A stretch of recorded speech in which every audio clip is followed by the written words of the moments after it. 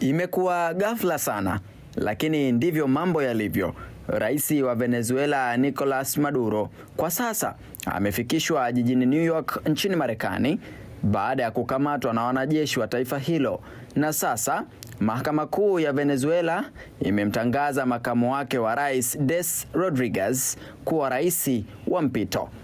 Katika kituo cha walinzi wa kitaifa wa anga cha Stewart huko Marekani, ndege iliyombeba rais wa Venezuela Nicolas Maduro na mkewe Cilia Flores ilitua hapo. Inaelezwa kuwa rais huyo wa Venezuela atakabiliwa na mashtaka ya dawa za kulevya, na maafisa wa Marekani wamesema rais huyo atafikishwa mahakamani kesho Jumatatu jioni, makosa ambayo yalimsababisha Rais Donald Trump kuliamuru jeshi lake kuivamia Venezuela na kumkamata Maduro na mkewe. Wakati yote akiendelea, kupitia akaunti rasmi ya mtandao wa X, ikulu ya Marekani imechapisha tena picha ya mjongeo ikimwonyesha Nicolas Maduro akiwa amefungwa pingu huku akisindikizwa na maafisa wa usalama. Kwani dunia inasemaje kuhusu hili?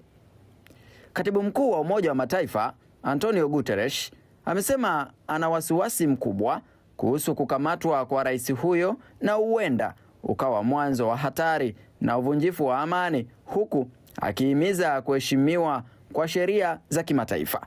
Urusi nayo haijabaki nyuma. Wizara ya mambo ya nje imeitaka Marekani kufikiria upya msimamo wake na kumwachilia huru Rais Maduro na mkewe, na kuongeza kuwa kuna haja kubwa ya mazungumzo kati ya Venezuela na Marekani. Kwa upande wake, Uingereza kupitia kwa waziri mkuu wake Keir Starmer amesema serikali yake haitatoa machozi juu ya utawala wa Maduro kufikia kikomo, lakini imegoma kutoa maoni kuhusu hatua hiyo iliyochukuliwa na Marekani kama imevunja sheria za kimataifa ama la. Katika hatua nyingine, wizara ya mambo ya nje ya China imesema imeshitushwa na kulaani vikali matumizi ya wazi ya nguvu ya Marekani na kuitaka Marekani kufuata sheria za kimataifa. Mimi ni Jackson Mwanuzi wa TBC.